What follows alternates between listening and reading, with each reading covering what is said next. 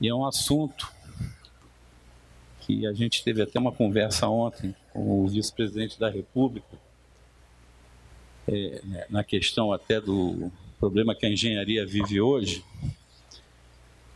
e é fundamental que a gente apure o que está acontecendo. Essa questão das barragens, e cada dia a gente tem uma surpresa, né? Acabei de conversar com a Rádio Bandeirante, e que cada dia vem, mas 5 engenheiros foram presos, né? E a Vale, a princípio, sabia. Que eu digo é o seguinte: na engenharia, salvo alguma exceção, nenhum acidente ocorre se não tiver uma sinalização de que vai ocorrer um problema. Um prédio não cai se não tiver, pelo menos no primeiro momento, uma rachadura, alguma coisa, que infelizmente a tradição no Brasil é de não se preocupar com uma coisa que é fundamental, que é a questão de manutenção. A questão de manutenção é uma questão séria que normalmente é abandonada, que isso não aparece, as obras de saneamento não são feitas porque também não aparecem, né? E é muito fácil fazer obra, inaugurar obra, mas o dia seguinte esquece que aquilo tem que ser mantido. Então, essa questão da barragem é uma coisa que talvez tenha sido o maior acidente de trabalho que eu tenha conhecimento no Brasil e não sei se no mundo. Dificilmente você vai encontrar um acidente de trabalho, que aquilo foi um acidente de trabalho considerado, com mais de 300 mortos. Então, nós já recebemos da CGU um pedido para a gente alencar todas as barragens que tem aqui no Rio de Janeiro, porque já foi dito que algumas têm problemas, sim, e para todos os CREAs do Brasil fazer o levantamento, quem são os responsáveis por essas barragens, quais são as empresas, onde elas estão localizadas, se tem a anotação de responsabilidade técnica. Isso nós estamos fazendo esse levantamento já para responder ao governo. E é nesse ponto que a gente precisa, para que todo mundo saiba o que está acontecendo, que o Francis vai fazer essa palestra aqui, e estejam à vontade, estejam em casa, para que a gente tenha conhecimento do que representa essa questão de segurança. Já soube aí que tem lá em Juturnaíba, não sei se tem alguém da região, que pode dar problema no Rio São João, aqui no Rio de Janeiro. Então, nós precisamos realmente que todas essas empresas que são responsáveis por essas barragens, que se preocupem com a questão da manutenção. Veja se tem alguma sinalização. Não adianta depois, eu tenho dito isso aqui, às vezes, vamos fazer uma nota do CREA. Vamos fazer, a gente tem que fazer essa nota, mas não adianta lamentar só. Quero ver você chegar para uma pessoa que perdeu um filho, uma filha, e dizer que lamenta o acidente. Isso não é o correto. A gente tem que ter tem a questão política aí? Tem. Mas o Conselho tem que ter a questão técnica. E eu acho que essa questão técnica é que a gente precisa ter conhecimento do que é uma barragem, dos problemas que é a barragem, a lei de segurança nas barragens. E a gente tem aqui alguns especialistas aqui no Conselho. E vou ser franco com vocês, não sou eu, porque eu sou engenheiro eletricista, né, mas tem muita gente aqui, tem o Latiger, que trabalha também, é geólogo, e outros profissionais que militam, o Hadak Totoni, que é o coordenador do curso de pós-graduação da UERJ, na área de meio ambiente. Então, essas pessoas têm que ser escutadas e aí sim, o CREA emitir uma nota que passe também pela questão técnica. Então, eu vou deixar vocês aqui com o Francis para fazer essa apresentação.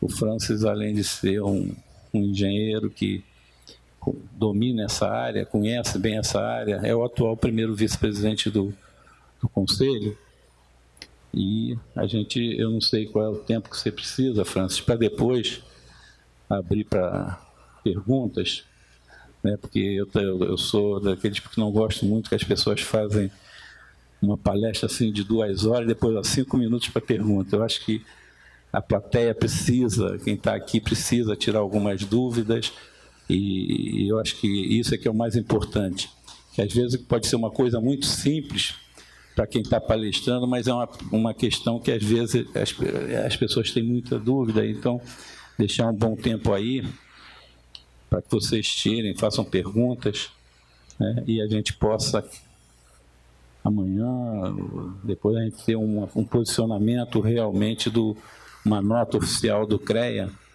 que volta a falar, tem que passar pela questão técnica. Tá bom, Francis? Fique à vontade aí, eu vou ficar ali atrás. Tá? Obrigado, gente.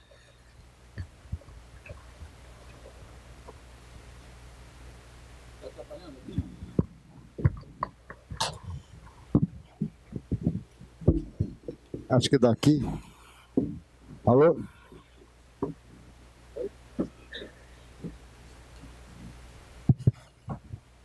Bom, em primeiro lugar, eu queria agradecer o convite do presidente para fazer essa palestra. E respondendo a pergunta que ele fez, é uma palestra que a gente vai tentar condensar para os tal dos 50 minutos, que era antigamente o tempo regulamentar de aula, né? Então, acho que não vai dar para fazer em 30 minutos, como é o ideal, mas eu acho que nós vamos conseguir chegar lá nos 50 minutos. Essa palestra é feita não é só para engenheiros, é uma palestra para qualquer especialidade. Eu vou falar sobre o problema, né? Vou levantar aspectos administrativos, legais, técnicos, etc. Correto? Para acesso geral, não é uma palestra para especialistas no assunto, para geólogos de engenharia, geotécnicos, estruturais, nada disso. É uma palestra com tentativa de alcance geral. Nós fizemos essa palestra em resumo no encontro de segunda-feira. O ministro de Minas e Energia designou a vinda aqui ao Rio de Janeiro para conversar conosco, uma reunião privada sobre o assunto, que durou uma tarde inteira. Começou às 2 da tarde e terminou já de noitinha. E nós fizemos, então, essa exposição lá para ele. Então, é um assunto, uma análise do problema de segurança de barragem de rejeito. São 10 horas e 15 minutos, né? Vamos aí. Se eu demorar muito, vocês chamam a minha atenção. Está passando para frente?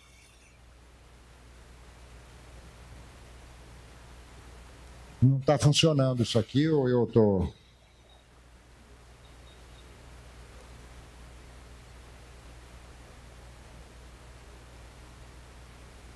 Como é que faz para ela andar? Não está andando.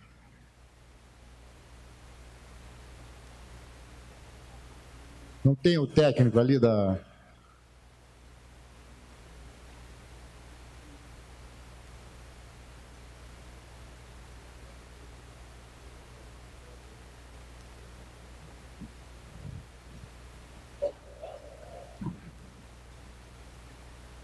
Pronto, eu mexo aqui. Pronto, está resolvido.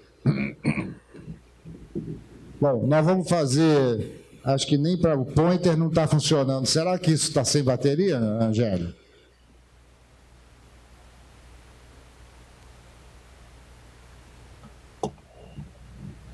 Está complicado. Bom, nós vamos fazer uma introdução, vamos fazer um arcabouço legal, diretrizes nacionais e internacionais. O item 3 é um pouquinho da engenharia, falando sobre barragem de rejeitos, alguns conceitos, algumas considerações e reflexões, recomendações e sugestões e palavras finais. Alguém teria um pointer aí? Aqui no clube tem um pointer? Para a gente poder fazer indicação aqui? Ah, já está. Vou ter que...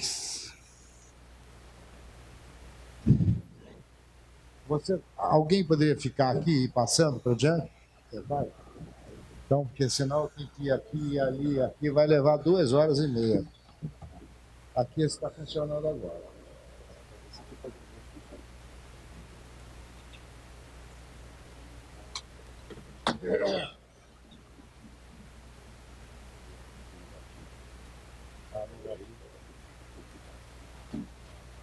Vamos tentar. Bom, a nossa introdução aqui, no dia 20 de setembro de 2010, foi promulgada a Lei 12.334, que estabelece a Política Nacional de Segurança de Barragem, destinada aqui a barragem de acumulação de água para quaisquer usos, a disposição final temporária de rejeitos e acumulação de resíduos industriais. E cria também o chamado Sistema Nacional de Informações sobre Segurança de Barragem. A portaria 70.387, de 27 de maio de 2017, cria Cadastro Nacional de Barragens de Mineração e o Sistema Integrado de Gestão e Segurança de Barragens de Mineração. Essa foi uma luta enorme, levou anos sendo analisada por técnicos e finalmente foi promulgada a Lei 12.334, que estabelece a Política Nacional de Segurança de Barragens. Quer dizer, isso já existe. É questão de fazer cumprir. Seguinte. Essa portaria que eu citei estabelece os seguintes itens principais. Primeiro, conteúdo mínimo e nível de detalhamento do plano de segurança de barragem, periodicidade de sua execução ou de sua atualização e qualificação dos seus responsáveis técnicos. Está lá. Periodicidade das inspeções de segurança regular e especial. Está lá. Estrutura e conteúdo mínimo do plano de ação de emergência para barragem de mineração, que é obrigatório para barragens com dano potencial associado, DPA, alto, e para barragens com DPA médio, dano potencial associado médio. Quando o item existência de população ajusante ou item impacto ambiental, atingir 10 pontos. Quer dizer, isso também está lá. Seguinte, em 26 de dezembro de 2017, foi criada a Agência Nacional de Mineração, a ANM, através da Lei 13.575, em substituição ao DNPM, Departamento Nacional de Produção Mineral. No exercício de suas competências, a Agência Nacional de Mineração cabe observar e implementar as orientações e diretrizes fixadas na Decreto-Lei 227, que é o Código de Mineração, que data de 1967, na legislação correlata e nas políticas estabelecidas pelo Ministério de Minas e Energia. Em síntese, tem como finalidade promover a gestão dos recursos minerais da União, bem como a regulação e a fiscalização das atividades para o aproveitamento dos recursos minerais no país. Está lá. Seguinte. A ANM tem também como atribuição, olha lá, fiscalizar a atividade de mineração, podendo realizar vistorias, notificar, autuar infratores, adotar medidas acautelatórias, como interdição de paralisação, impor as sanções cabíveis, bem como comunicar aos órgãos competentes a ocorrência de infração, quando for o caso. Está lá no artigo 2º, parágrafo 11º. Compete ainda à ANM, no âmbito de suas atribuições, fiscalizar as atividades de pesquisa e lavra para o aproveitamento mineral e a segurança das barragens destinadas à disposição de rejeitos resultantes dessas atividades. Está lá também, está claro. Seguinte, vamos agora entrar no arcabouço legal, é o item 2, normas e diretrizes técnicas. Em agosto de 2014, rompeu a barragem de Mount Polley, no Canadá, com derramamento de 24 milhões de metros cúbicos de água e rejeitos, provocando um grande desastre ambiental no estado de British Columbia, no Canadá. 14. 5 de novembro de 2015, ocorreu o rompimento rápido catastrófico da barragem do Fundão, localizada em Mariana, envolvendo uma corrida de lama de proporções inéditas que provocou um gigantesco impacto ambiental ao longo de 600 quilômetros de rios e 19 mortes. Nós fomos convidados pelo Ministério Público do Estado de Minas Gerais para estudar o problema, e aí nós assumimos isso. No início foi confidencial no nosso contrato, para subsidiar elementos técnicos para o Ministério Público. Eu levei esse assunto à nossa empresa, onde ela é coordenada pelo vice-presidente Arnaldo Muxfeld, que está aqui presente para qualquer dúvida. E depois esse assunto foi liberado pelo Ministério Público. E nós entramos com nossa associada, a NGI, Norwegian Geotechnical Institute, que é especialista nesse assunto, e com quem a nossa empresa já trabalhava para as barragens do estado do Pará. Bom, esses dois grandes recentes acidentes provocaram uma revisão em todo o arcabouço legal, normas e diretrizes técnicas, não só no Brasil, mas também no mundo. O seguinte,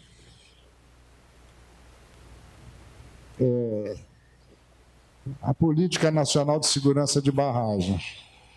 As barragens de mineração, elas hoje estão sujeitas a atender a Política Nacional de Segurança de Barragens. É a lei citada, 12.374, quando elas apresentam pelo menos uma das seguintes características. Quer dizer, se qualquer uma dessas características que o sistema atingir, ele está sujeito à Política Nacional de Segurança de Barragem.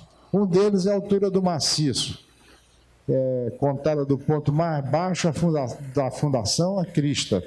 Maior ou igual a 15, a barragem está sujeita a isso. Não adianta o cara achar isso ou achar aquilo. Se ela não atender esse item, mas atender esse, ela tiver uma capacidade total de reservatório maior ou igual a 3 milhões de metros cúbicos, ela tem que atender a Política Nacional de Segurança de Barragem. Reservatório que contenha resíduos perigosos, conforme normas técnicas aplicáveis, tem que atender a Política Nacional. Categoria de dano potencial associados, médio ou alto em termos econômicos, sociais e ambientais, e de perda de vidas humanas. Ela é obrigada a atender a Política Nacional de Habitação. Basta preencher um desses 4 itens aqui, ela está sujeita a essa lei. Não adianta dizer que o caso não está sujeito. Seguinte, está lá escrito. Fundamentos da Política Nacional de Segurança de Barragens. Selecionamos aqui alguns pontos importantes. A segurança de uma barragem deve ser considerada nas suas fases: planejamento, projeto, construção, primeiro enchimento, primeiro vertimento, operação, descomissionamento e de uso futuro. Quer dizer, a segurança não é só na execução da barragem, é desde o seu planejamento, desde o seu projeto, estudos e projetos. Construção, ela está sujeita a isso. No enchimento, no vertimento, na operação, tudo. A segurança tem que ser levada em consideração em todas essas fases. Não é depois do projeto, depois da obra pronta, não, senhor. Isso aí é um fundamento da Política Nacional de Segurança de Barragens, que já existe. O problema aqui, vale chamar a atenção, existem barragens antigas, que têm décadas, que foram construídas sem que essa exigência existisse. Esse é um problema que a gente tem que enfrentar. A população, outro ponto, outro fundamento, a população deve ser informada, estimulada a participar direto ou indiretamente das ações preventivas e emergenciais. Vocês veem naqueles filmezinhos, o cara pegando o carro dele, vira para a direita, vira para a esquerda, vira para trás, salta da picape, ele não estava instruído de como proceder, conseguiu pegar o carro, mas não sabia para que lado ele ia. Então, a população tem que ser formada e estimulada. O empreendedor, esse é outro fator que é fundamental, que a gente vê as pessoas discordando ou não. O empreendedor é o responsável legal pela segurança da barragem. Não tem dúvida, isso está lá escrito. Cabendo-lhe o desenvolvimento de ações para garanti-la. Está escrito isso, não fui eu que inventei, eu tirei isso. A segurança de uma barragem influi diretamente na sua sustentabilidade e no alcance de seus potenciais efeitos sociais e ambientais. Está lá escrito, não tem que achar isso, achar aquilo. Seguinte, vamos entrar nas leis, normas e portarias complementares. Além das leis federais, Minas Gerais, que é a referência nacional para a indústria da mineração, possui um significativo conjunto de leis para licenciamento e segurança de barragens de mineração. Quer dizer, além da lei federal, existem leis do Estado de Minas Gerais. A ABNT também publica um conjunto de normas técnicas, a Associação Brasileira de Normas Técnicas, para projetos, para construção, riscos e outras aplicáveis para os sistemas de rejeitos. Está lá, isso existe aqui. Em 2017 foi revisada a NBR 13.028, mineração, elaboração e apresentação de projetos de barragens para disposição de rejeitos, contenção de sedimentos e reservação de água. Está lá também. O Decreto Estadual de Minas Gerais, de número 46.993, de 2 de maio de 2016, proibiu a construção de novas barragens, de novos alteamentos pelo método de montante. Está proibido, desde 2016. Países com alta sismicidade, como o Chile, por exemplo, também proibiram a construção de barragens de rejeitos pelo método de alteamento de montante. Nós vamos ver no item 3. Seguinte, diretrizes técnicas internacionais, guidelines. Quer dizer, existem diretrizes técnicas internacionais onde estão registradas as melhores práticas de gestão, projeto, construção, operação e fechamento de barragens de rejeito. Elas são hoje usadas como referência em todos os países do mundo que têm uma forte indústria de mineração.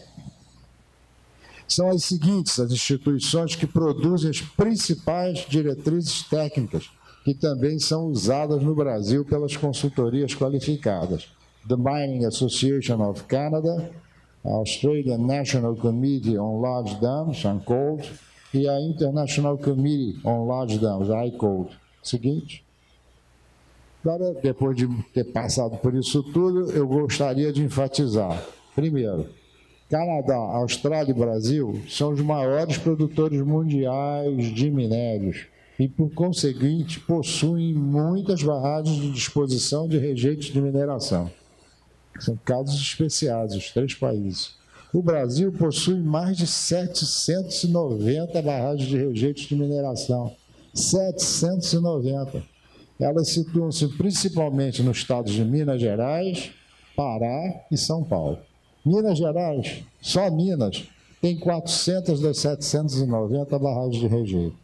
Existe uma experiência acumulada com os grandes acidentes que ocorreram recentemente no Brasil e no mundo. Em andamento, a revisão do arcabouço legal e das normas técnicas e guidelines internacionais. E aí vem a pergunta: por que esses acidentes em barragens de rejeitos continuam acontecendo no Brasil e no mundo? Para a gente meditar. Seguinte, agora vamos entrar na parte de engenharia propriamente dito, rapidamente, para dar uma noção. Alguns conceitos sobre barragem de rejeitos. Rejeitos são os resíduos gerados no processo de beneficiamento utilizado para extrair do minério lavrado o produto final de interesse econômico. Ao lado tem uma planta do beneficiamento, certo? Reservatório com rejeito de bauxita lançado por meio aquoso na consistência de lama. E aqui é um reservatório com rejeito de mineração de ferro. A foto mostra pessoas sobre a chamada praia de rejeito. Seguinte, produtos de processamento da bauxita. Aqui está aparecendo aqui a bauxita moída, é o produto final para ser transformado em alumina. Aqui é um rejeito de bauxita, é uma lama como é lançada no reservatório. Aqui é a bauxita após o processo de lavagem e a bauxita bruta após o processo de britagem. Então, de lá para cá, né? Bauxita bruta, bauxita após o processo de lavagem, bauxita de rejeito, rejeito de bauxita e a bauxita moída. Seguinte, a partir do tipo de minério e dos tratamentos adotados, os rejeitos gerados apresentam características geotécnicas e físico-químicas diferentes, certo? Cada um tem as suas. Os rejeitos de granulometria mais fina, só para se ter uma ideia, elas são comumente chamados de lama, e os mais grossos de rejeitos granulares. Então aqui vocês estão vendo a disposição da lama, através de tubulação, e a disposição de rejeitos granulares. Certo? Seguinte, métodos de construção de barragens de rejeitos. Os rejeitos de mineração são dispostos em barragens convencionais, ou principalmente em barragens construídas com alteamentos sucessivos. As barragens do tipo convencionais são construídas normalmente com solos naturais compactados. Essa daqui é a barragem para disposição de rejeito do tipo convencional. Seguinte, a barragem construída com alteamentos sucessivos, né? É o principal método construtivo de barragem de rejeito, pois o alteamento acompanha a produção do minério, certo? Vai produzindo minério e vai sobrando material. Só é feito um novo alteamento quando há necessidade de se dispor o rejeito produzido. O custo desse alteamento está associado à operação, evitando um fluxo de caixa negativo no início da exploração do minério. Outro ponto, os alteamentos sucessivos do barramento são feitos para aumentar o volume do reservatório e, dessa forma, oferecer maior capacidade para a disposição do rejeito. E esses alteamentos podem ser construídos com solo natural ou com a fração granular do próprio rejeito gerado. É o que a gente chama de empilhamento drenado. Seguinte, os 3 métodos clássicos de alteamento de barragens de rejeito são, primeiro, o método montante, certo? Aqui está o duque de partida, os alteamentos, e aqui chega finalmente a linha de descarga, né? Aqui é a lagoa de decantação e a chamada praia, né? E aqui o rejeito granular. Esse é o método de jusante. O método de jusante anda para cá, né? Aqui está o dique de partida e o alteamento de jusante. Aqui o método de linha de centro. Tá certo? Aqui é o dique de partida e a subida pela linha de centro. Seguinte, vamos dar uma passada rápida para cada método de montante. Isso não é para especialista, mas só para se dar uma ideia. A construção começa, como nós já vimos ali, com um dique de partida, formado por quê? Aterro compactado ou enrocamento. Está aqui o dique de partida. Certo? Os rejeitos são inicialmente dispostos a partir da crista do dique de partida, formando o quê? Uma praia que serve como fundação e fornece material para execução dos sucessivos diques de alteamento. Então, aqui os diques de alteamento. A vantagem é a simplicidade e o baixo custo da construção. Qual é a desvantagem? Ele é associado à maior parte de rupturas de barragem de rejeito em todo o mundo. Então, como nós já dissemos, estou repetindo aqui, em Minas Gerais está proibida a construção de novas barragens de rejeitos pelo método de montante. Seguinte, aqui para dar uma ideia, barragens com alteamento pelo método de montante. Essa aqui é a barragem de rejeito de minério de ferro, conforme o último alteamento em construção, com o próprio rejeito, né? Aqui. E talude revestido com grama, para evitar a erosão. Seguinte, método de jusante. É o método desenvolvido para reduzir riscos associados ao método de montante. Ele é construído da mesma forma, dique de partida, vai sendo alteado para jusante, com o quê? Solo compactado. Vantagem: a ausência de restrição em termos de estabilidade para a altura de barramento, pois cada alteamento é estruturalmente independente dos rejeitos lançados a montante. Certo? É independente. Desvantagem: alto custo dos alteamentos e a grande área necessária, você come área, né? Para ser ocupada pela barragem. Aumentando a área de ocupação, vai aumentando. O volume do aterro cresce exponencialmente à medida que a altura da barragem aumenta e, consequentemente, cresce a área ocupada pelo barramento. Certo? Seguinte. Aí uns fotos de barragem com alteamento pelo método jusante. Aqui está mostrando a preparação da fundação para o novo alteamento. Aqui a fundação preparada para o alteamento por jusante. Seguinte. E agora vamos ao método da linha de centro. Só para dar uma ideia aos senhores. Método que representa um meio termo entre os dois métodos apresentados anteriormente é o método de centro, sabe? A vantagem: o barramento apresenta uma estabilidade maior do que no método de montante e não requer um volume de aterro tão significativo quanto no método de jusante. Quer dizer, ele é de centro, entra para cá, né? E essa parte para cá, quer dizer, gasta menos área. Desvantagem: os diques de alteamento são parcialmente constituídos sobre os rejeitos parcialmente depositados. Certo? Como tudo na vida, tem vantagens e desvantagens. Seguinte, barragem com alteamento pelo método de centro, o alteamento pela linha de centro. Seguinte. Agora vamos tecer algumas considerações e reflexões. Como é que está aí o meu horário? É o item 4. Está andando, né? Algumas considerações e reflexões. A nossa lei de segurança de barragens é uma lei moderna e baseada em padrões internacionais. Tá? Isso é um negócio que tem que frisar. Quando essa lei foi promulgada, nós ajudamos como clube de engenharia, eu estava no exercício da presidência, e nós demos o apoio ao Comitê Brasileiro de Barragens, CDBG, na luta pela aprovação da lei. E daí, quando ela foi aprovada, começou a discutir-se aspectos da lei, que levou anos para ser elaborada por uma equipe técnica enorme.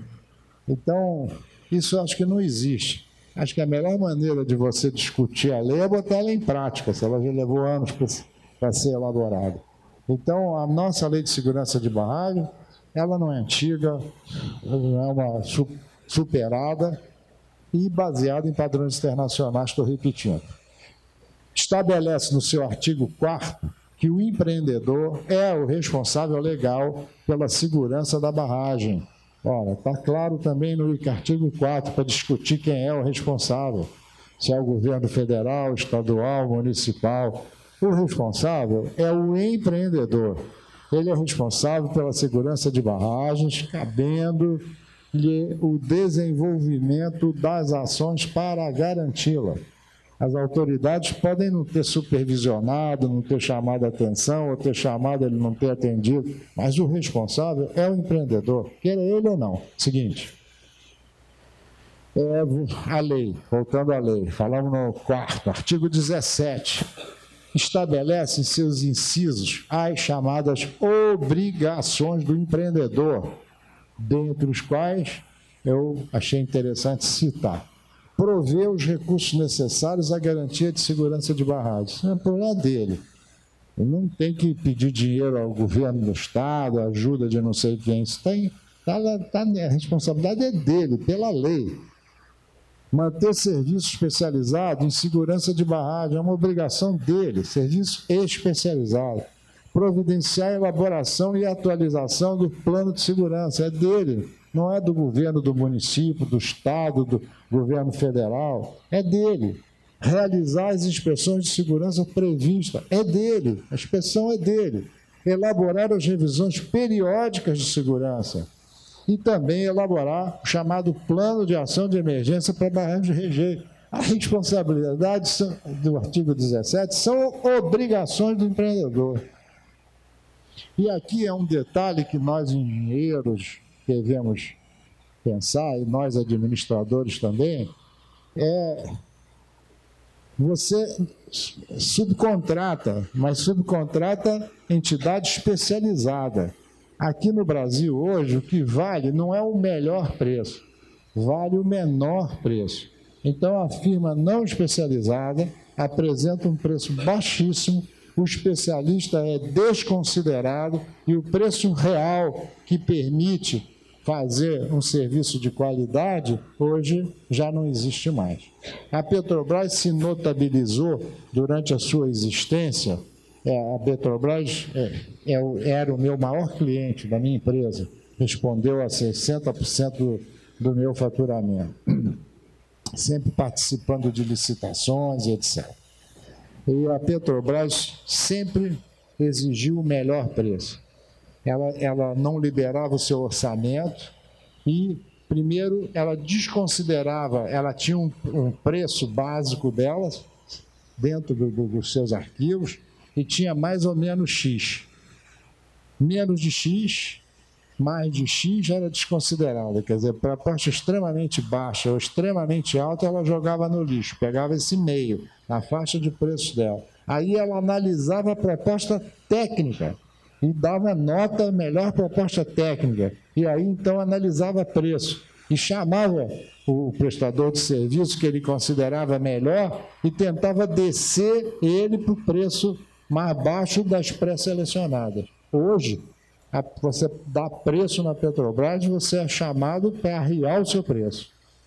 Nós temos participado de licitações sem BDI, com preço de custo, para não despedir empregado, sem querer ter lucro, querer ter serviço para não ter que despedir bons empregados.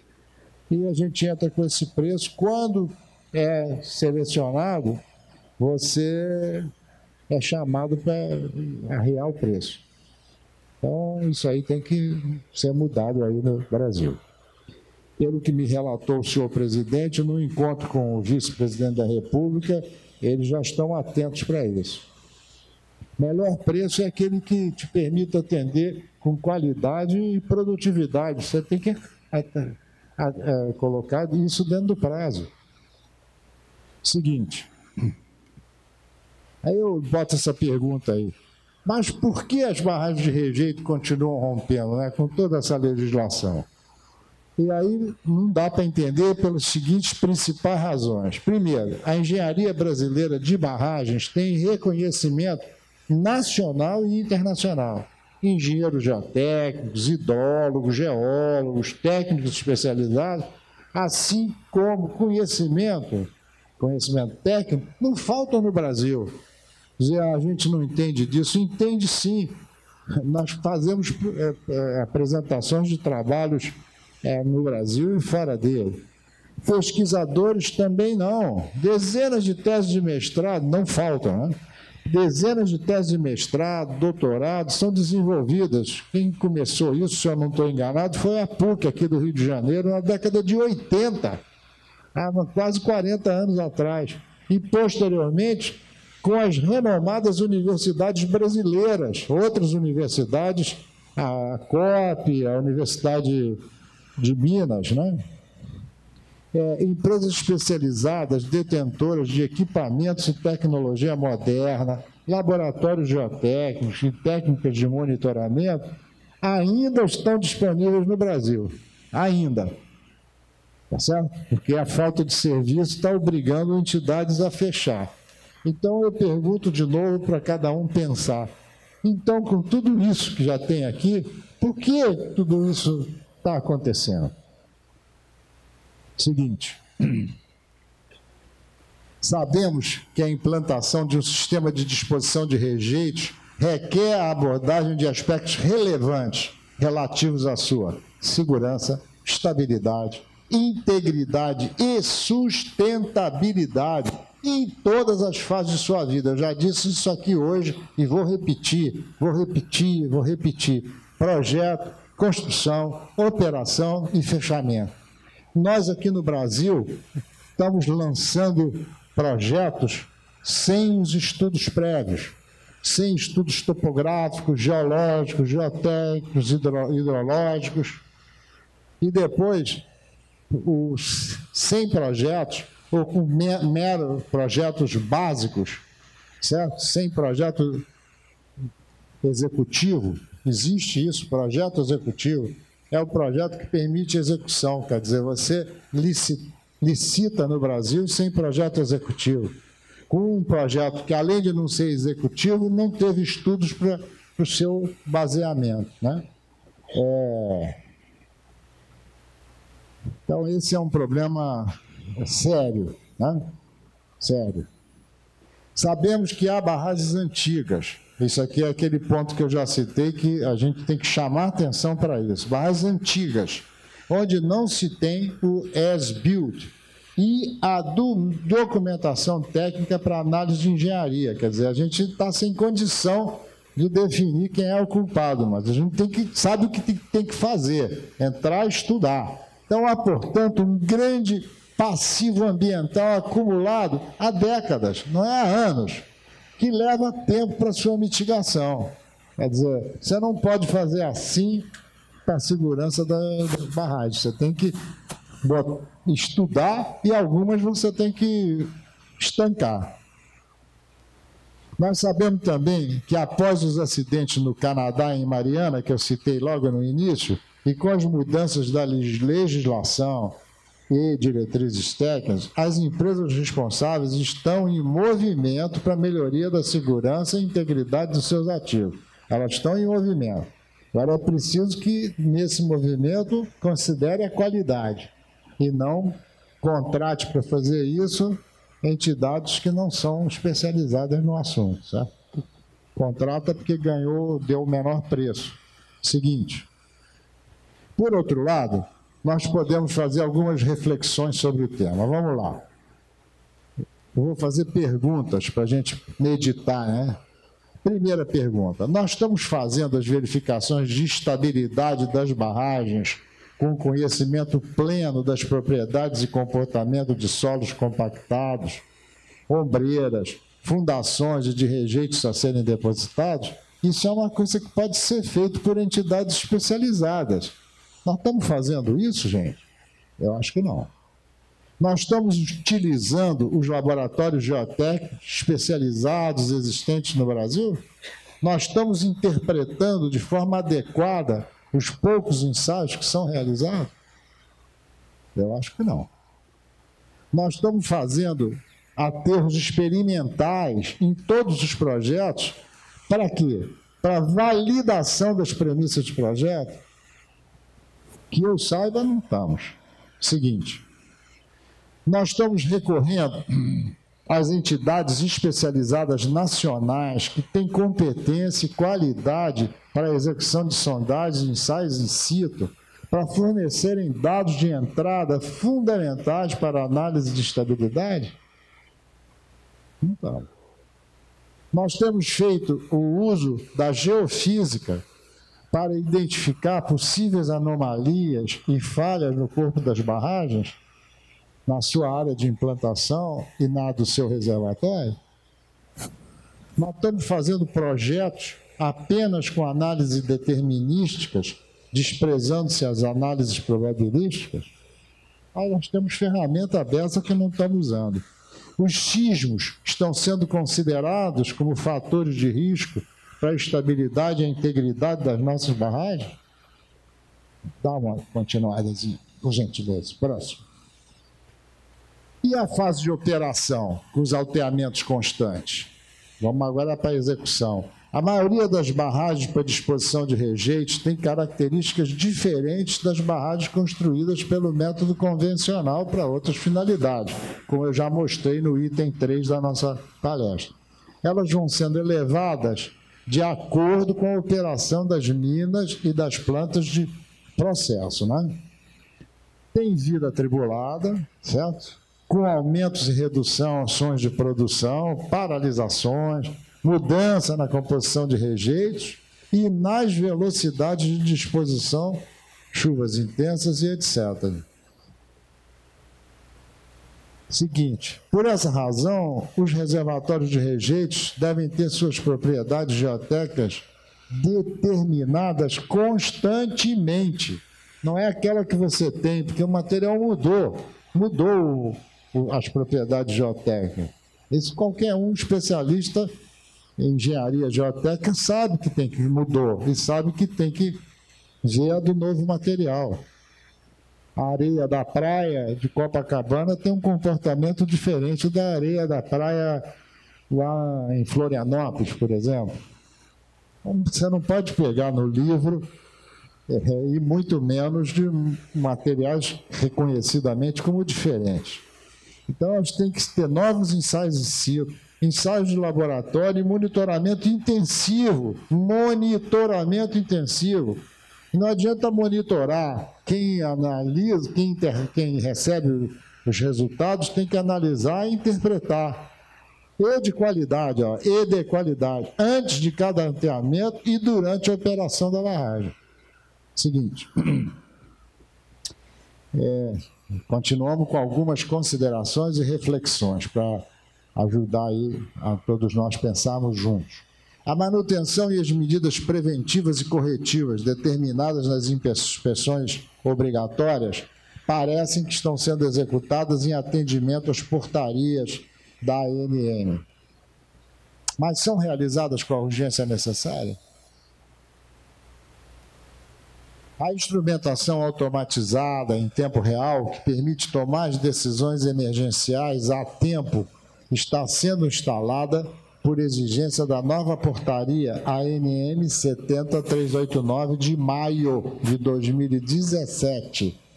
Essa implantação está sendo feita com a urgência necessária, não adianta se implantar, ela é recente, mas não é por fato de ser recente que ela não tem que ser implantada, pelo contrário. O último, ponderação e reflexão, deve ter outras. E o fechamento do sistema de rejeitos? São sustentáveis do ponto de vista ambiental e social? Isso é um ponto também. Estamos pensando neles como passivos ambientais que ficarão para sempre aonde eles foram criados? Isso é outro ponto também que não pode deixar para depois. Em síntese, depois dessas considerações e reflexões, eu deixo a pergunta geral. Nós estamos fazendo o que deve ser feito? Seguinte.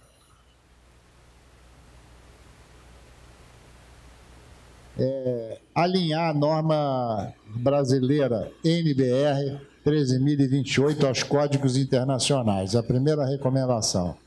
Para ruptura não drenada, fator de segurança maior ou igual a 1,5. Para solos rejeitos com potencial de liquefação, fator de segurança maior que 2, ou mais até. Esse é o primeiro ponto das recomendações e sugestões que nós ousamos fazer. 2, exigir não só análises determinísticas de estabilidade, mas também análises probabilísticas para a determinação da probabilidade de ruptura da barragem. Isso existe. Terceiro, seguinte, reavaliar a segurança de todas as barragens, com alteamento de montante e de centro, adotando o fator de segurança de acordo com a norma brasileira. É só fazer, está lá, norma brasileira revisada, e determinar a probabilidade de ruptura dessas barragens. Já devia estar sendo feito. Quarta recomendação, incentivar ou exigir a construção de barragens pelo método convencional. É outro ponto. Quinto, a declaração de segurança da barragem deve ser realizada por 2 autoridades diferentes para o aumento da confiabilidade dos resultados. Seguinte, realizar a análise probabilística dos parâmetros geotécnicos. A quantidade de dados deve ser suficiente para avaliar a confiabilidade desses dados. Não é cumprir a obrigação de fazer um ensaiozinho quando você tem que fazer N. Tem que fornecer N dados, que são dados de entrada para quê? Para análise de estabilidade. Sétimo, exigir como requisito para aprovação dos projetos de barragens e ou licenciamento a análise de risco quantitativa e qualitativa, para que o proprietário do empreendimento, a comunidade e os demais interessados tenham conhecimento dos riscos potenciais associados. Exigir. Isso tem que ser exigido. 8.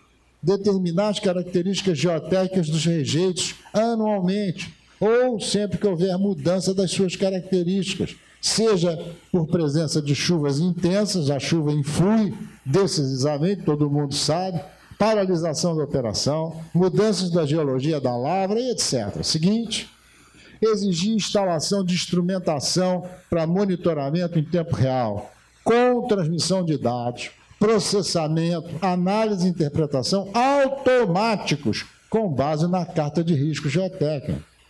Emissão também automática dos alertas para os tomadores de decisão e daí para os canais de comunicação definidos no plano de ação de emergência das barragens de mineração.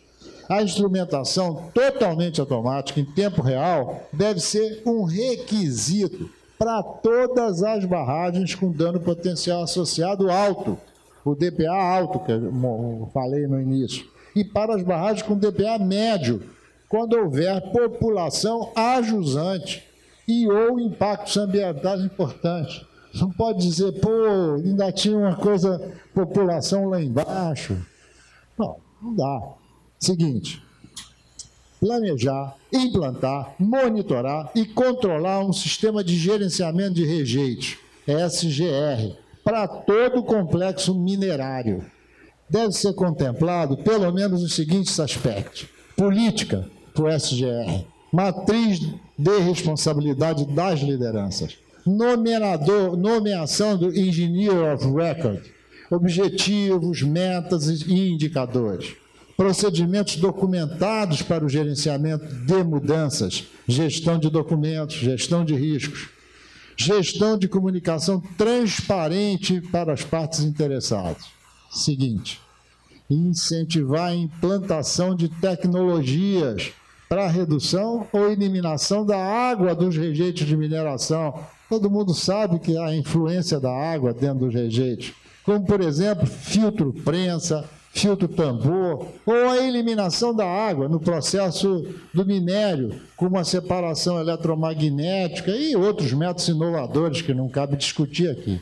12, implantar sistema de alerta de acidente com pelo menos 3 redundâncias de comunicação. Com mínimo 3 redundâncias. Não pode dizer que o cara falhou porque foi justamente naquele ponto que tinha ele. Mas devia ter o primo dele, o irmão dele. Não é um só que se usa.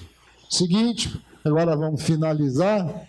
Esse é o último, se eu não me engano. Não permitir a contratação de serviços de engenharia pelo sistema de pregões. Isso aqui é que está sendo fatal com a engenharia nacional. Não permitir a contratação por serviço de pregão, serviço de leilões, buscando somente o menor preço e não o melhor preço. Aqui no Rio de Janeiro, a gente enfrentou empresas formadas por pessoas que não são engenheiros e que tinham um engenheiro que registrava, dava o currículo dele para a empresa se inscrever. Certo? Existe isso. E o cara entrava na licitação com preço baixo e ficava negociando com os outros, pedindo dinheiro para retirar a proposta dele. Isso existe no Brasil inteiro. O cara tem uma empresa e, às vezes, o cara não aguenta dar dinheiro aí para ele sair fora, porque não pratica isso, ele entra na obra e depois essa empresa nem existe. Ela só é feita para mamar na teta dos empreiteiros. Essa parte ninguém vê. O melhor preço tem como base a qualificação das empresas. Antigamente, acho que era o artigo 200, você tinha que ter a proposta técnica, ela tinha um peso na análise. A nova lei de licitações não vê mais isso.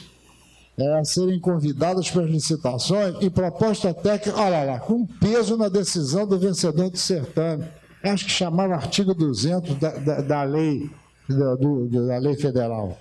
O melhor preço significa a prestação de um serviço de engenharia, gente, com qualidade e responsabilidade, baseado nas boas práticas nacionais e internacionais. Não tem nada demais você ter uma associação técnica com consultoria nacional e internacional, desde que ele não seja dono da empresa, levando a projetos, construção e operação das barragens mais seguros e com sustentabilidade social e ambiental. Seguinte, vamos às palavras finais, agora vou terminar aí. Levei o quê? 1h15, né? 15 para as 10, só são... Oi? 45. Obrigado. Palavras finais. Barragens de rejeitos não são estruturas convencionais como a maioria das obras civis. Eu diria que mesmo as obras convencionais não estão sendo tratadas como deviam, né? Aquilo que eu já falei aqui, repito. Não é assunto para leigos, é assunto para engenheiros e técnicos especializados. Os órgãos fiscalizadores devem ser estruturados para fazerem o papel a que se destinam. Esse é outro ponto para considerar. E, principalmente, as empresas mineradoras precisam estar conscientes das suas responsabilidades e devem ser cobradas por elas. Elas têm a responsabilidade, está na lei. A gente mostrou isso aqui, não tem mais achismo, não. Bom, após o rompimento do fundão, muita coisa mudou.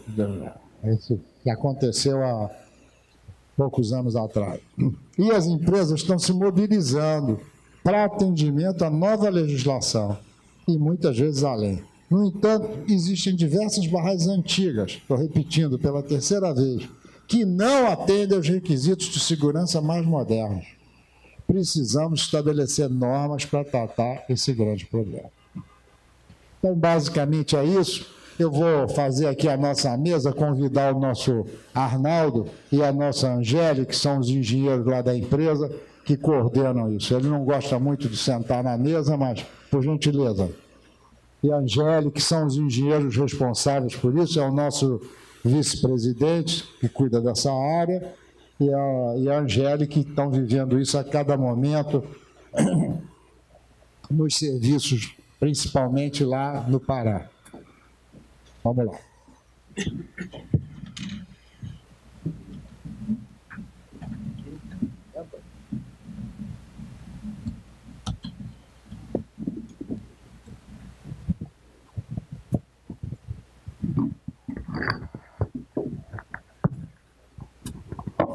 Muito bem.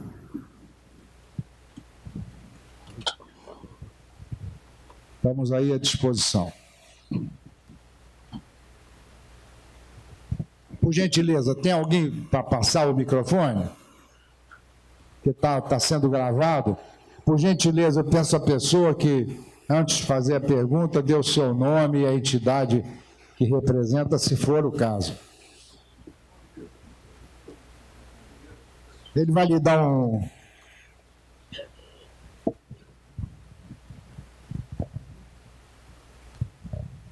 Bom dia a todos. Eu sou engenheiro da área de dragagem marítima portuária e agora também olhando para essa área de barragem, né?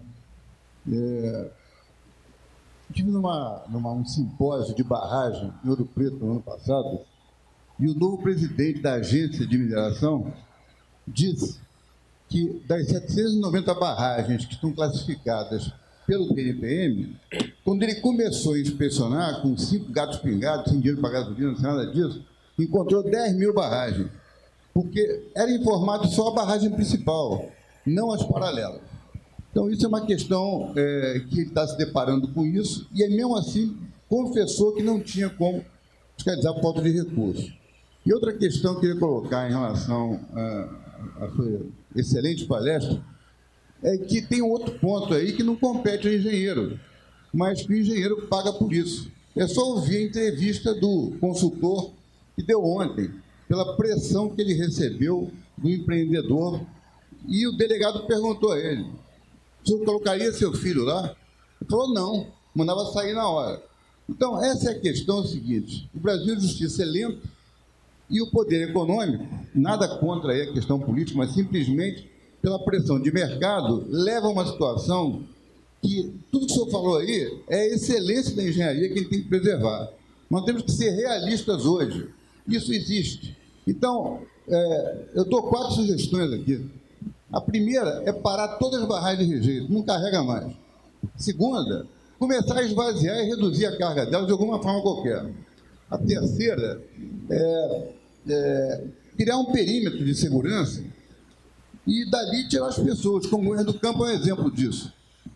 A quarta coisa é a seguinte, simplesmente, desculpe aqui os engenheiros, eu sou engenheiro mecânico, não sou engenheiro tecnista, desconhecer os lotes que existem hoje, porque eles foram calcados sob pressão política ou comercial, estratégica, mas não foram calcados na engenharia. Está aí a prova. E não é à toa que caiu Brumadinho. Eu acho que isso aí é a mão de Deus para dizer, o pessoal acorda. Quer dizer, não basta ser bom engenheiro. Nós temos que ter justiça boa, tem que ter coragem e ousadia de dizer, não vou liberar. Se o senhor insistir de tocar o negócio, eu vou denunciar no Ministério Público. Isso está faltando hoje no Brasil. Sem isso, a gente não vai mudar a nossa cultura. Bom, eu concordo. Apenas vamos ouvir aqui se alguém discorda de algum ponto que eu não tenho observado, mas eu acho que apenas as barragens que não se enquadram naqueles 4 ou 5 itens que a gente alinhavou, por exemplo, as barragens baixinhas, elas não são consideradas. Então, esse é um ponto que o cara viu 1000 barragens, mas essas não são consideradas. Nós temos que considerar aquelas outras. E concordo com o que o companheiro disse. Realmente isso tem que ser mudado.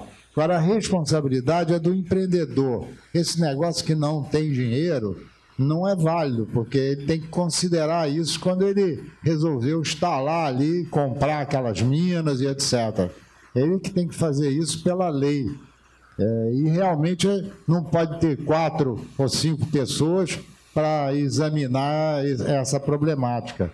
E nem tampouco contratar entidade não especializada que é obrigada a dizer que está tudo bem, quer dizer, ganha R$2.000 para dizer que está tudo bem.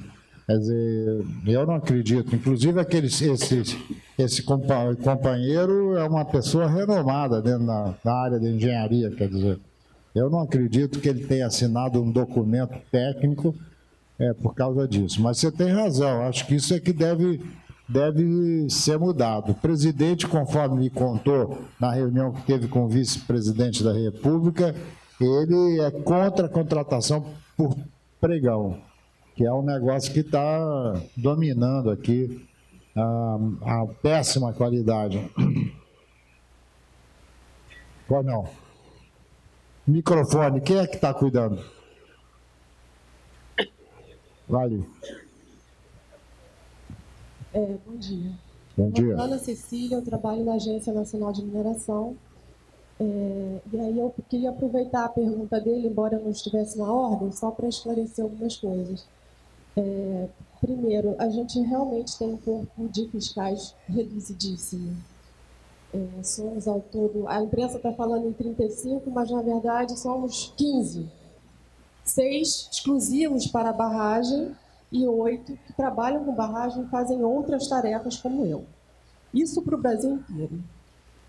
Quanto a esse número aí de 10.000 barragens, a gente conseguiu implantar um sistema de cadastramento dessas barragens e a gente tem as que estão na política, né, como o nosso palestrante comentou, as que estão fora. Mas no cadastramento, você considera os diques de fechamento. Talvez tenha havido aí uma confusão na hora da informação do simpósio, porque você não considera só o barramento principal, você considera todo o complexo. Tá? Então, os diques fazem parte desse número de 790 barragens, cerca de 450 na política. Eu não sei, tem mais alguma dúvida com relação à agência de mineração? Se surgir alguma outra dúvida, talvez eu possa esclarecer. Muito obrigado, muito bem esclarecido, é isso mesmo. Concordo, gênero, número e grau. Bom dia, eu sou engenheiro químico, não sou da área especializada. O Francis falou que a palestra era global, né? Eu agora sou um dos diretores técnicos do Clube de Engenharia, eu convivo com o Francis, com o Arnaldo também. Então, eu como não especialista, quer dizer, eu achei muito importante a sua palestra, Francis, mas eu queria assim, fazer uma pergunta, tem a ver com a minha colega aqui da Agência Nacional de Mineração. Quer dizer, você caracterizou muito bem a responsabilidade do empreendedor. O empreendedor, ele está definida na lei. Você caracterizou também os limites que estabeleciam, quer dizer, aqueles cumprimento de um daqueles 4 itens, né, do tamanho da barragem, outros itens, para ser aplicada a lei. A minha pergunta, queria ouvir a avaliação de vocês, quer dizer, essa transição, a extinção do DNPM, né, e a criação da Agência Nacional de Mineração, essa transição, né, e a minha colega falou, pelo visto, há uma...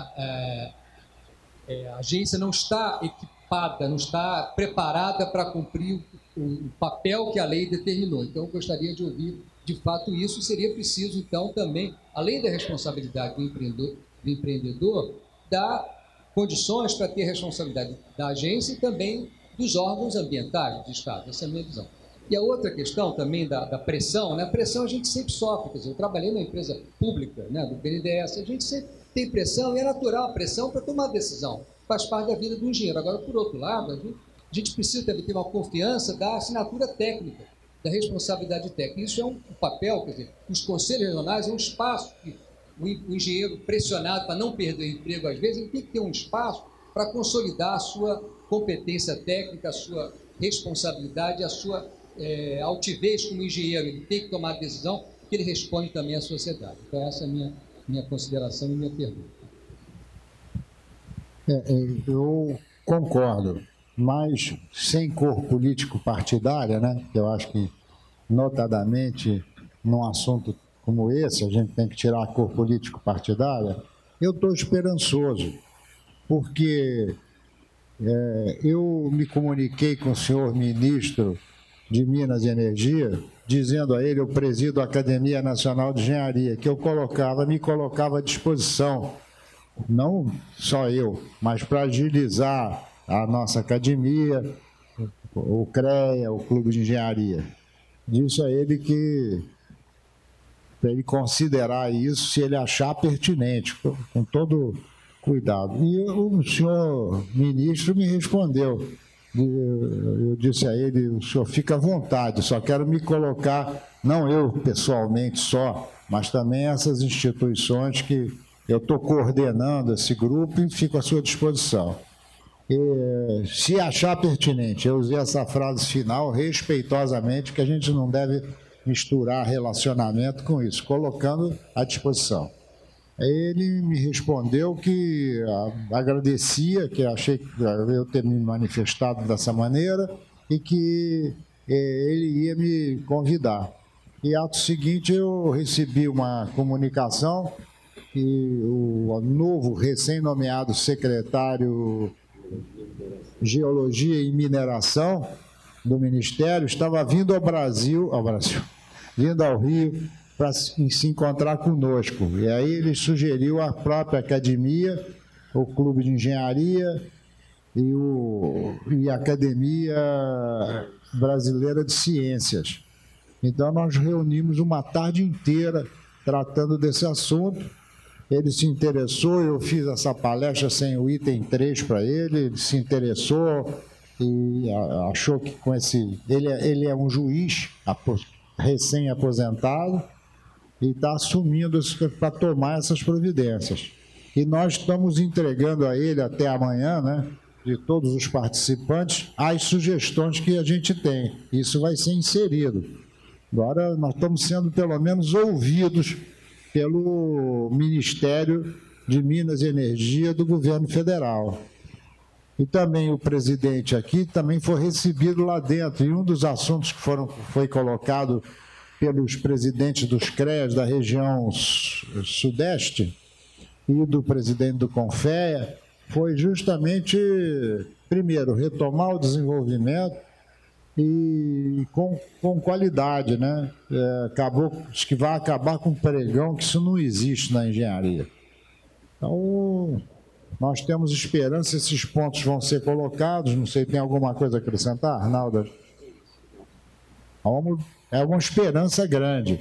Eu, enquanto presidente do Clube de Engenharia, durante 6 anos, todos esses assuntos técnicos que não eram considerados, eu criava um comitê de especialistas da área, né? Da minha chapa ou da outra chapa. Essa turma se reunia pelas suas qualidades técnicas, a gente transformava aquilo carta ao governador, ao presidente da República, ao prefeito, e colocando à disposição. O governo federal acusava o recebimento e dizia para que ministério ele tinha passado. Eu nunca tinha visto isso, mas não andou também. Agora eu estou com esperança, não sei, porque o ministro de Minas e Energia é o homem do submarino nuclear brasileiro, entendeu? É um homem que a minha relação com ele surgiu no meu interesse em mostrar pelo Brasil afora, e ele aceitou, o que o Brasil está fazendo há alguns anos, né, em prol do submarino brasileiro, né, inclusive o nuclear.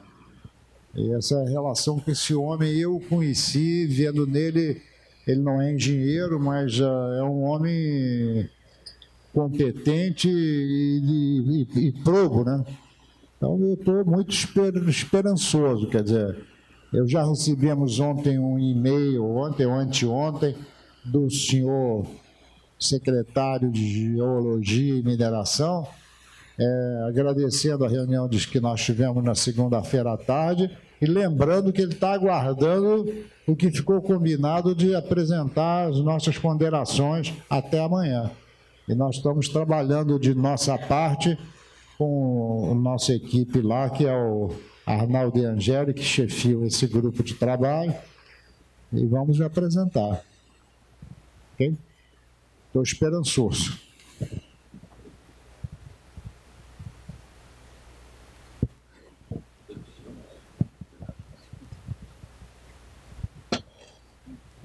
Bom dia a todos. Meu nome é Rafael Gentili Mugler, sou engenheiro civil. E, assim, vendo os colegas falando, né, engenheiro mecânico, sobre a enorme pressão econômica que um empreendimento desse exerce sobre o engenheiro que está avaliando, tendo em conta também a escassez de fiscais, né, para todo o Brasil, né, e o impacto, a importância das consequências de um desastre como esse na vida de milhares de pessoas, eu gostaria de colocar uma sugestão aqui, principalmente para a barragem de rejeitos, que no caso são vistos como, e de fato são, na contabilidade das empresas mineradoras, são passivos, né? Se elas não fossem obrigadas a fazer, elas colocariam em qualquer lugar, né? Não são ativos, ou seja, de onde elas tiram o dinheiro dela. E isso geraria um grande interesse em manter e conservar a estabilidade e segurança dessas barragens. Então, como é algo que, se elas pudessem, elas negligenciariam, só não negligenciam por conta da obrigação legal, eu gostaria de sugerir que a gente... é algo muito importante para ficar nas mãos de um grupo restrito de profissionais e diretores de empresa. E aí eu gostaria de propor que, para empreendimentos que têm o potencial de afetar populações inteiras, vastas áreas de meio ambiente, para empreendimentos como esse, que a gente pudesse pensar, né, em alternativas de colocar, de abrir esses empreendimentos, tanto na construção, no monitoramento durante a operação e também no descomissionamento, abrir isso para a sociedade civil, principalmente a sociedade civil especializada, CREA, Clube de Engenharia, Instituto de Engenharia, instituições que sejam especializadas nisso, porque, veja só, como o colega colocou, o engenheiro que está avaliando, ele sofre uma imensa pressão. Então, se ele for ético, ele vai falar, não, eu não vou assinar isso porque eu não concordo. Mas outro pode assinar, com certeza. Se você não quiser, tem uma fila enorme de pessoas que podem não agir com tanta ética. Então, a questão não é depois remediar, porque a Vale agora está dando 100 mil para cada família, vai dar perder alguns bilhões, mas isso talvez nem chegue perto ao quanto que ela ganhou com essa negligência. Então, a questão é evitar. Eu acho que para evitar, a gente tem que recorrer lá a um ditado romano, que traduzindo para o português é quem vigia os vigilantes. Se a gente coloca uma quantidade limitada de fiscais que não tem, por questão logística, não tem capacidade de monitorar tudo ao mesmo tempo. Se a gente coloca, vamos dizer, a fiscalização na mão do próprio empreendedor, uma alta regulação, uma alta fiscalização, quem vai vigiar esses atores, né? Eu acho que, assim, questão também do parecer técnico, quem vai, vamos dizer assim, garantir que esse parecer não está sendo elaborado sob forte pressão, ou se ele foi adotado, executado por uma empresa não qualificada.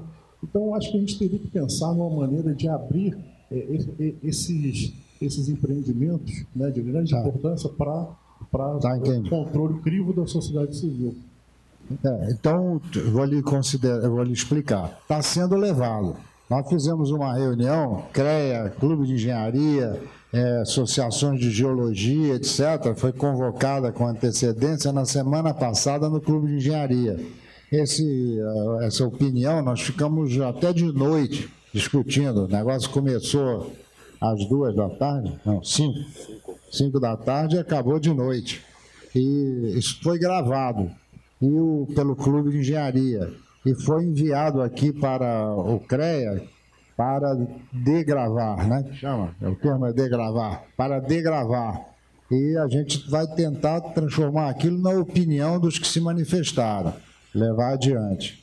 E posso lhe adiantar, com relação ao próprio empreendedor contratar a fiscalização, com esse problema que você muito bem levantou, ele contrata uma empresa amiga para ele dominar, se discutiu lá que ele deve alocar o dinheiro a uma entidade de governo, e essa entidade de governo contratar essa entidade especializada, entendeu? Agora se disse, não é chamar a empresa. Eu acho que é chamar a empresa, sim, senhor, com consultoria de universidades e etc. Agora você não pode chamar pessoas físicas para opinar, senão você não vai conseguir costurar a colcha. Essa própria reunião que houve no Clube de Engenharia, reunindo CREA, Clube de Engenharia, instituições de geotecnia e geologia, como houve uma discordância de pontos de menor importância, e o cara ficou meia hora discutindo sobre a influência da minhoca no comportamento da estabilidade da terra. Quer dizer, você acaba dispersando. Depois aquele cara que deu aquela opinião não aparece mais na segunda reunião. Isso é complexo. Nós temos que chamar pessoas especializadas que vão envolver professores, engenheiros, consultores. Exatamente isso. E eu não falei para tirar a responsabilidade da empresa. É justamente com a empresa você abrir, porque, por exemplo, no elevado do Joá, há pouco tempo atrás, viram que estava desplacando, o concreto estava desplacando. Por que as pessoas viram aquilo? Porque as pessoas passam por ali, né? Agora, quando que alguém vai levantar o dedo e vai falar, tem algo aqui que vocês não viram? E quando que isso vai estar registrado?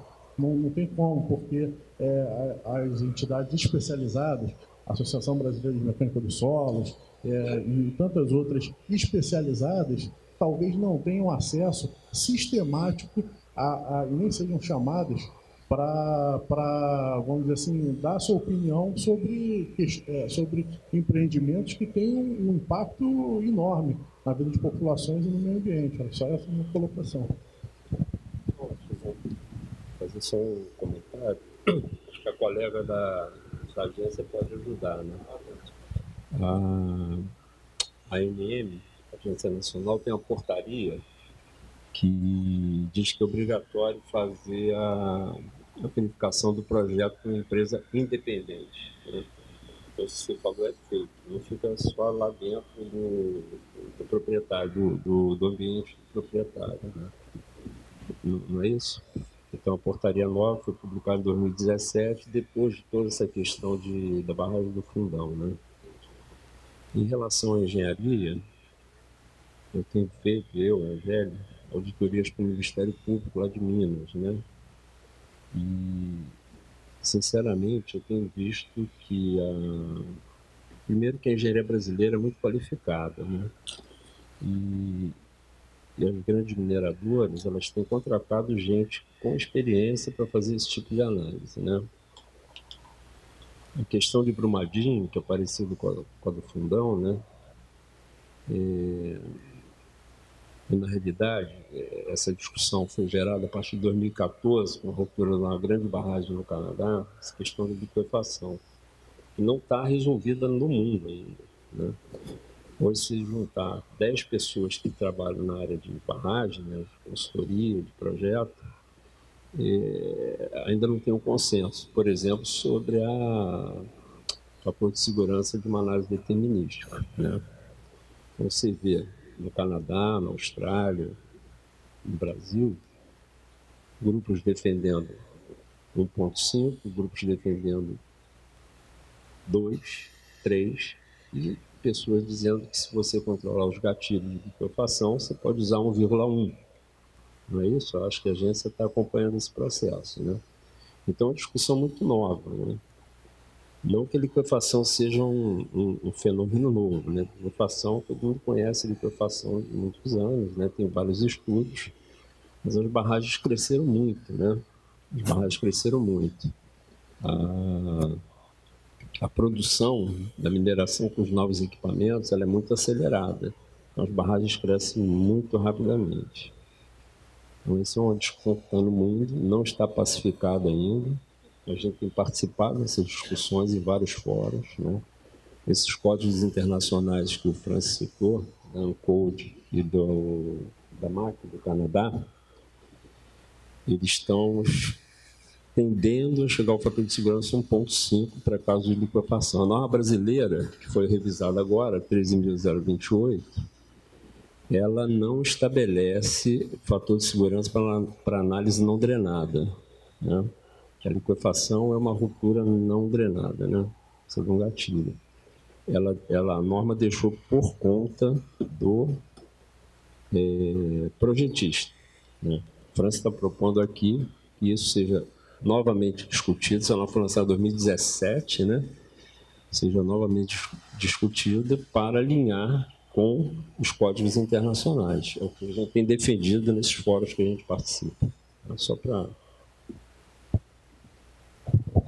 Ok. Eu vou ter um limite, porque eu tenho uma audiência com o secretário de obras aí do governo do estado, e eu vou ter que estar lá ele vai me receber na EMOP ao meio-dia. Então, daqui a 15 minutos eu vou ter que sair, ou 20 minutos para chegar lá no horário. Tem mais um aqui na frente. Ou não? Eu pediria que cada um fosse conciso e objetivo, senão nós não vamos conseguir. Tem 3 pessoas aqui na frente. Ou não? Boa tarde, obrigado. Me chamo Alexandre, da UF. Não sei se tem outros engenheiros ambientais aí. E eu ouvi poucos engenheiros ambientais falando sobre o assunto. E primeiro agradecer a palestra, foi ótima. Um dos meus pontos é o seguinte: o senhor falou sobre uma SGI muito interessante, com conceitos bem parecidos com a SGA, que a maioria das empresas de mineração procuram tirar a ISO 14001 e expõem esse selo e ganham dinheiro com isso, né? Mais uma vitrine do que tudo. Por que então não usar já a própria SGA como base para se estabelecer essa SGI? Seria uma pergunta, sugestão. Teve um ponto que eu não concordei, mas aí é uma opinião minha, com questão das licitações, né, públicas. Eu acho que elas deveriam ser feitas sim, mas de uma maneira correta, levando em consideração aqueles pontos de preço máximo e preço mínimo que o senhor colocou. Mas ninguém falou para não fazer licitação pública, não. Apenas no contratar pelo menor preço. Sim, mas não abolir, assim, então eu entendi errado, não abolir elas, mas que se faça com critério técnico e não financeiro, como as barragens são feitas. E perguntar se houve algum TAC após essas novas leis, se estão sendo cumpridos, já se estabeleceram algumas datas para esses cumprimentos, e estão sendo estudados, está sendo estudada a possibilidade de venda desses rejeitos para alguém que queira reaproveitar eles e tentar beneficiar ele de alguma maneira e retirar o minério de interesse novamente.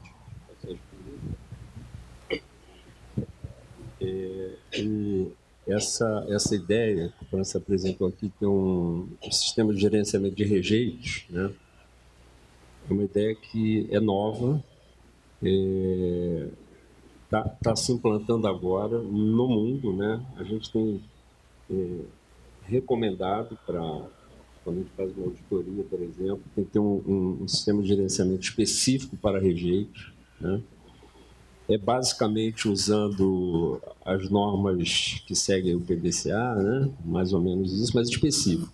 Praticamente todas as mineradoras têm o SGA, tem o Sistema de Segurança de Saúde, de Segurança Ambiental. Mas ela é genérica, né? Tem uma política genérica, mas não tem aquilo que o França colocou, né? Uma política específica para a gestão de resíduos, né? Não tem. Não tem uma estrutura de gerenciamento de resíduos. Ele não está dizendo que vai abrir mão das outras sistemas de meio ambiente, que é fundamental. Na realidade, você falou de TAC, né? Em geral, lá em Minas Gerais, né, que é onde está o grande núcleo, né, das barragens no Brasil, né? Em geral, os assuntos são cuidados pelo meio ambiente, né? O Ministério Público, quem cuida das barragens, da segurança, né? O Ministério Público, a função é cuidar da sociedade, né? É o núcleo de conflitos ambientais, né? Então, isso em relação ao TAC, né? Por barragem ou por complexo minerário. Tem muitos TACs aí, e até onde eu sei, os que eu conheço, que eu participo, as mineradoras estão cumprindo. Agora, tem um problema muito que é real, né? Você tem um passivo, que eu não sei de que é a responsabilidade, né? Tem um passivo muito grande, principalmente das mineradoras que foram embora, né? Essa barragem de Brumadinho, que eu não conheço o detalhe, né? Recebi até o relatório ontem lá da PubSud, mas eu não tive tempo de ler. Era uma barragem, era um complexo, né, ali em Brumadinho, Córrego do Feijão, da Ferteco, que é a mineradora alemã que foi embora do Brasil. Tem várias unidades daquela época da Ferteco. Essa barragem, se eu não me engano, foi de 1976, que o França colocou isso na palestra dele, não encontra documentação técnica, você não encontra as-built. Então, leva um tempo para você conhecer efetivamente a barragem, né? Uma análise não drenada na barragem não é uma atividade trivial, é uma atividade muito complexa, que requer muitos estudos, né? E, infelizmente, isso aí só no mundo inteiro. Essa consciência da ruptura não drenada, como eu falei, as barragens cresceram muito, próximo às comunidades, né? Isso, o mundo está correndo atrás de recuperar esse passivo. Posso falar. Obrigado. Ok, tem 2 inscritos aqui na frente, por gentileza.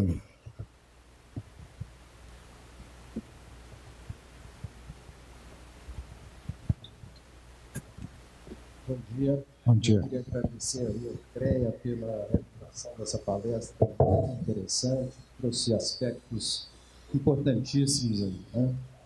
E queria comentar 2 coisas. Eu sou engenheiro civil, especializado em estruturas, trabalhei 39 anos na área de projeto nuclear. A área de projeto nuclear no Brasil é uma área que é tratada como uma área de segurança, né? Então tem um projeto, tem uma manutenção, tem um acompanhamento, tem uma fiscalização muito rigorosa em cima, né? Não só de cada uma dessas etapas, como também dos rejeitos, né? E uma coisa que eu acho, eu sou especialista na área de projeto sísmico. E foi mencionado aí, inclusive, e aí eu queria comentar, a barragem Mariana, que teve concomitante com a ruptura um sismo de 2,8, que um sismólogo que trabalhou conosco, ele acompanhou esse processo, né? Esse sismo foi induzido ou foi causado pela barragem? Não é claro, né? Não é claro. A monitoração começou um pouco antes, ou quase que depois, né? E o assunto não está encerrado. O assunto, eu sei que continua despertando o interesse das empresas, mas é um assunto importante porque não só a parte sísmica, como também o risco de explosões na região podem ser origem para o problema da liquefação.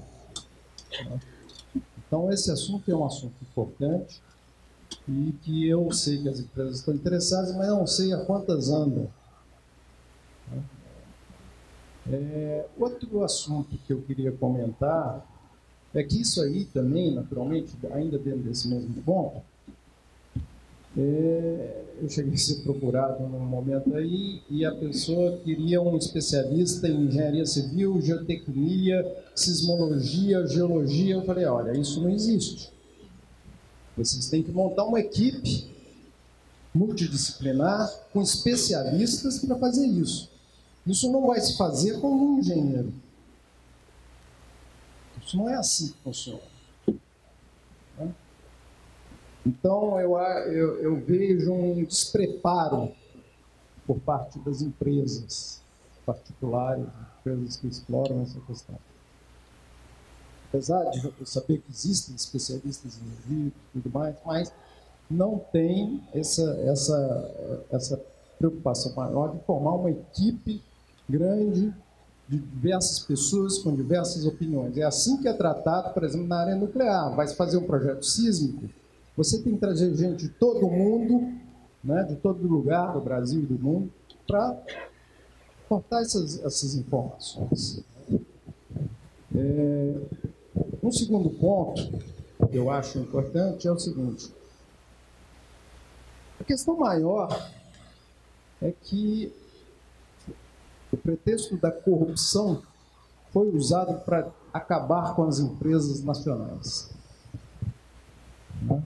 E isso é o maior desastre que está acontecendo no país.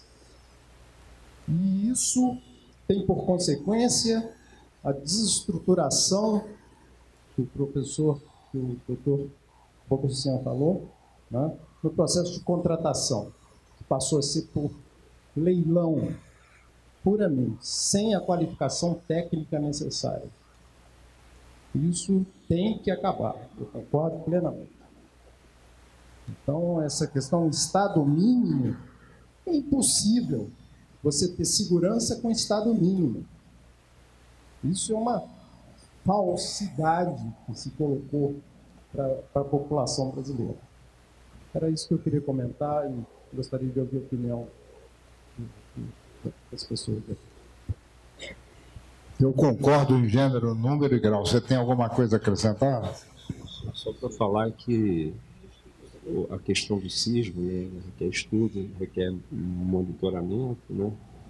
E hoje as grandes mineradoras, posso falar que eu estou participando disso, fazendo um trabalho para identificar, fazendo ensaios sísmicos, coleta de amostras para ensaios em laboratório, para conhecer o problema aqui, né? E, na realidade, os equipamentos para fazer esse tipo de estudo, pelo menos na área de rejeito, né, granular, eles não estão muito disponíveis, estão todos ocupados, no Brasil e fora do Brasil também, né? Então, está sendo feito um grande trabalho nessa área, né? E a análise sísmica, hoje, qualquer projeto, ele tem que contemplar as questões sísmicas, né? Só para quem não está vivendo. Bruno Contarini, eu sou especializado em estruturas, da parte de projeto e parte de execução.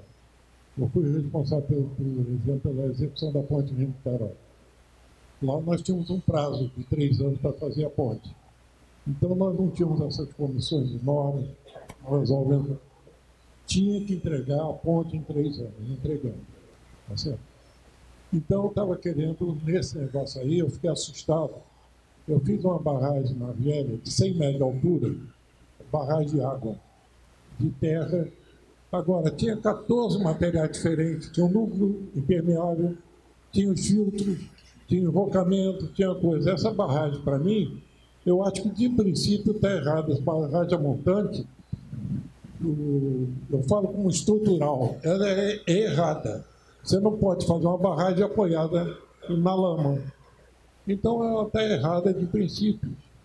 Então, uma das coisas que eu acho que eu ia pedir a Anne, eu sou acadêmico também, eu ia pedir à Academia Nacional de Engenharia e ao Clube de Engenharia que se interessasse em ver.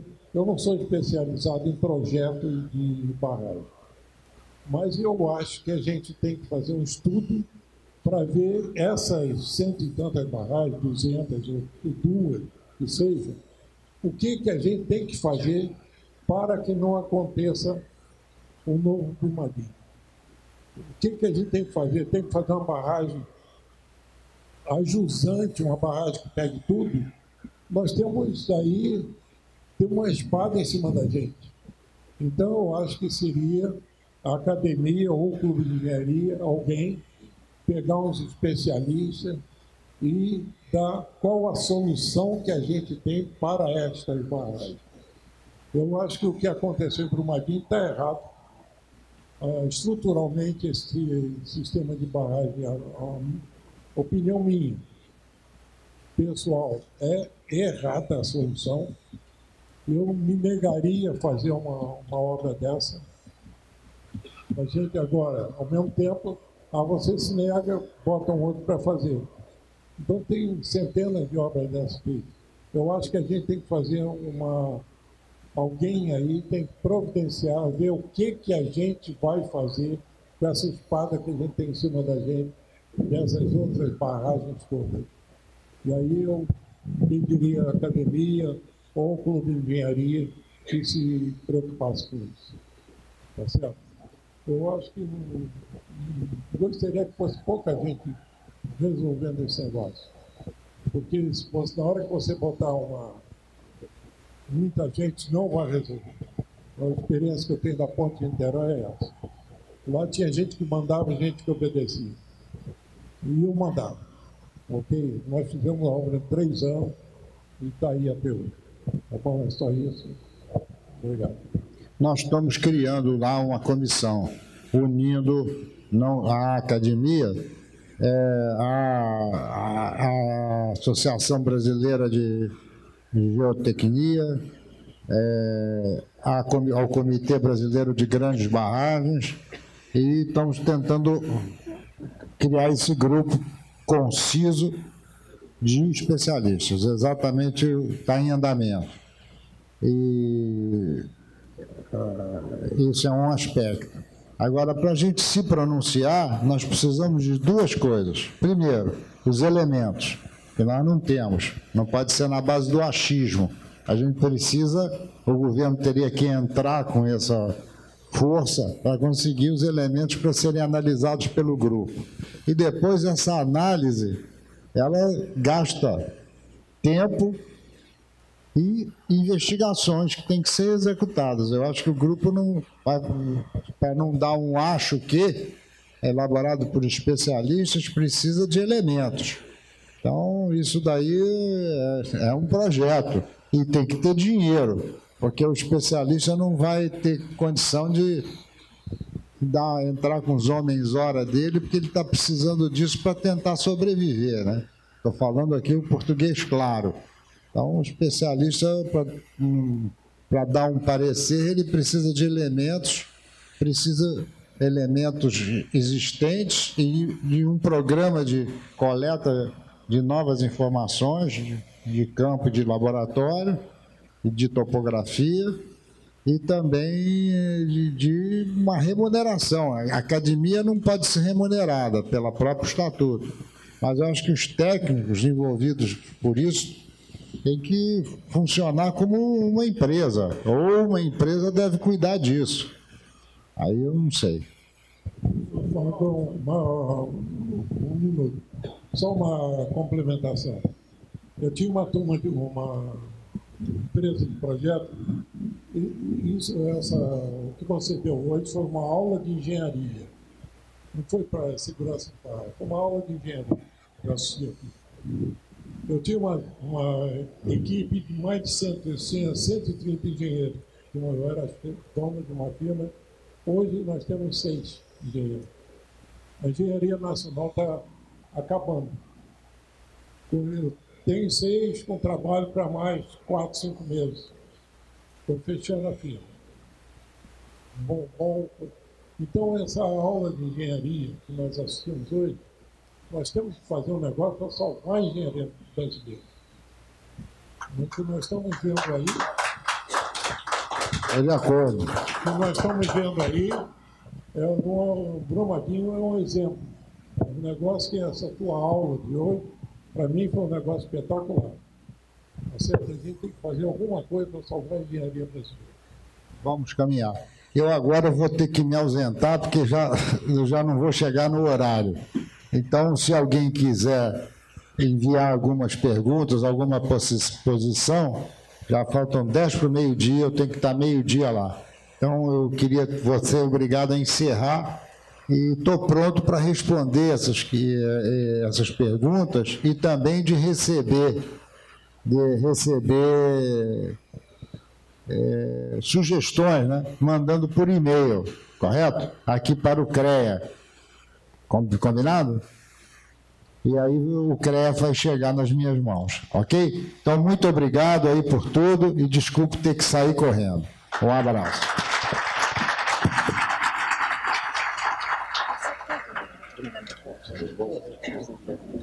Você consegue saber o que o secretário pelo CAE. Tá? A gente tem um projeto pelo Instituto de Engenharia que ele não sabe o que ele está fazendo. Tá? Você não vai falar isso.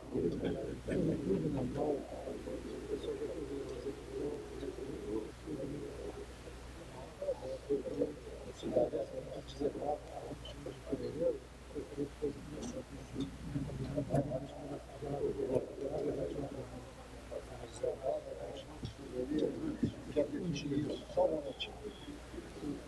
Você não quer me telefonar? Eu vou falar com calma. Estou à disposição. Tem um e-mail aqui também, né?